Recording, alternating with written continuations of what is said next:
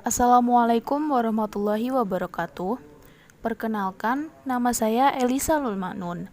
Saya akan menjelaskan mengenai pemahaman saya tentang materi mata kuliah Al-Quran Hadis dari materi historis Al-Quran sampai Rosem Al-Quran.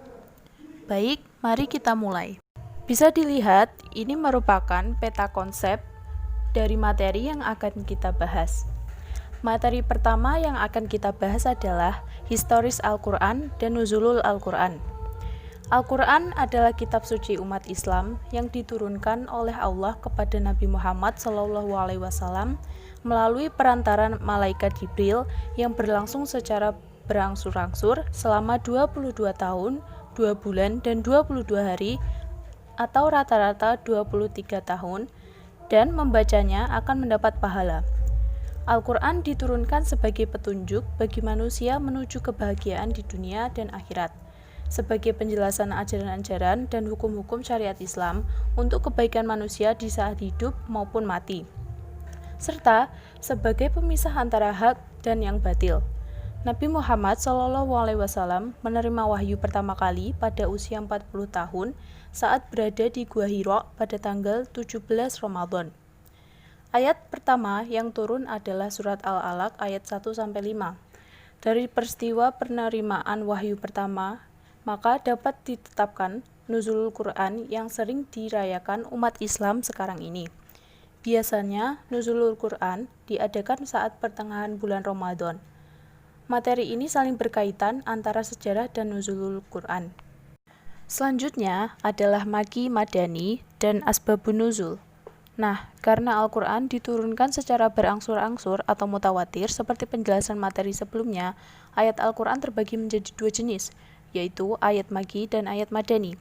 Ayat Maki adalah ayat yang turun di periode Makkah, yaitu saat Nabi Muhammad masih berdakwah di Makkah. Ayat Maki ini ditujukan untuk penduduk Makkah. Sedangkan ayat Madani adalah ayat yang turun di periode Madinah saat Nabi Muhammad sudah berhijrah ke kota Madinah. Untuk mengetahui ayat Maki dan Madani ada dua cara, yaitu yang pertama Al-Manhaj As-Simai An-Naqli, yaitu melalui riwayat dari para sahabat yang menyaksikan turunnya wahyu, dan juga dari tabi'in yang mengetahuinya dari para sahabat. Yang kedua, yaitu Al-Manhaj Al-Qiyasi Al-Ijtihadi, adalah berdasarkan surat atau ayat Maki dan Madani. Untuk mengetahui apakah ayat yang turun termasuk Maki atau Madani, tentu harus mengetahui alasan atau sebab yang menyebabkan turunnya Al-Quran. Metode ini biasa disebut dengan Asbabun Nuzul. Periwayatan Asbabun Nuzul dapat digolongkan menjadi dua, yaitu yang sudah terverifikasi dan riwayat yang masih perlu diverifikasi. Dengan mengetahui sebab turunnya Al-Quran, membantu menghindarkan kesalahan dan kesulitan dalam memahami maksud ayat. Dengan memahami ayat Al-Quran yang benar akan sangat berpengaruh pada ruang kehidupan manusia, sehingga tidak keliru memahami hakikat Al-Quran. Berpindah ke materi selanjutnya, yaitu Nasih Mansuh dan Ijaz. Nasih Mansuh sendiri adalah kajian untuk mengkaji saat ada ayat yang dianggap kontradiksi.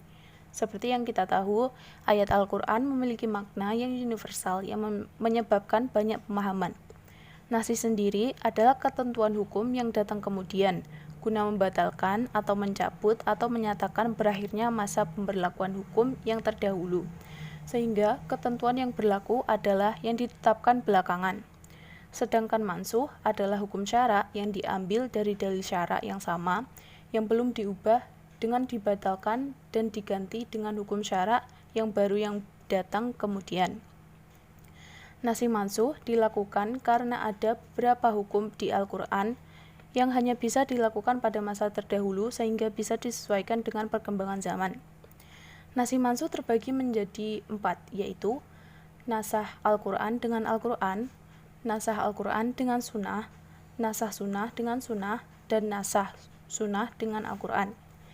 Hikmah adanya nasih dan mansuh yaitu memelihara kemaslahatan umat Islam dengan syariat yang lebih bermanfaat dalam menjalankan tuntunan agama, memberi kemudahan yang fleksibel bagi umat Islam sehingga Al-Quran menjadi mukjizat kebesar yang diturunkan Allah kepada Nabi Muhammad, Dalam Al-Quran terdapat mukjizat yang membuat seseorang atau sesuatu menjadi lemah.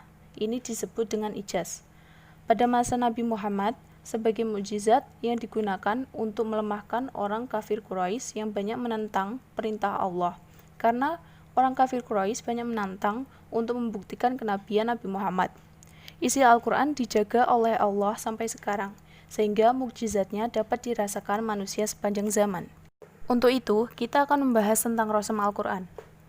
Rasam Al-Quran adalah ilmu yang membahas dan mempelajari lebih dalam tentang penulisan dalam mushaf-mushaf yang terdapat dalam Al-Quran, yang dilakukan dengan metode kekhususan, baik penulisan dalam lafal-lafalnya maupun dalam penulisan bentuk huruf yang akan digunakan. Rasam Al-Quran dimulai pada zaman Khalifah Utsman bin Affan, yang ditempuh dengan membentuk panitia negara yang terbentuk dari 4 orang, yang disebut dengan Lajnah Rubaiyah, yang tugasnya adalah menyalin mushaf. Penyalinan mushaf sendiri dilakukan dengan kaidah-kaidah tertentu.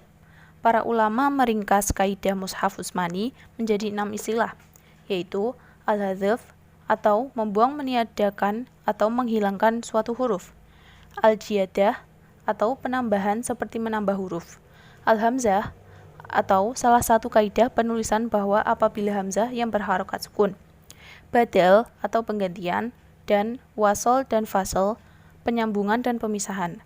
Rasam Al-Quran ini sangat dipengaruhi materi sebelumnya. Rasam menjadi puncak terbentuknya Al-Quran. Jadi, kesimpulan dari semua materi yang sudah dibahas sampai Rasam sangat berkaitan satu sama lain. Mulai dari awal turunnya ayat pertama yang nanti menyebabkan pembagian Makki Madani dan ditetapkannya hukum pada saat itu. Kemudian ada perubahan pemahaman dalam Nasikh Mansukh yang pada akhirnya untuk menjaga mukjizat Al-Quran dilakukan penulisan Al-Quran dalam bentuk pembukuan. Baiklah, mungkin cukup sekian pembahasan dari saya. Kurang lebihnya mohon maaf. Wassalamualaikum warahmatullahi wabarakatuh.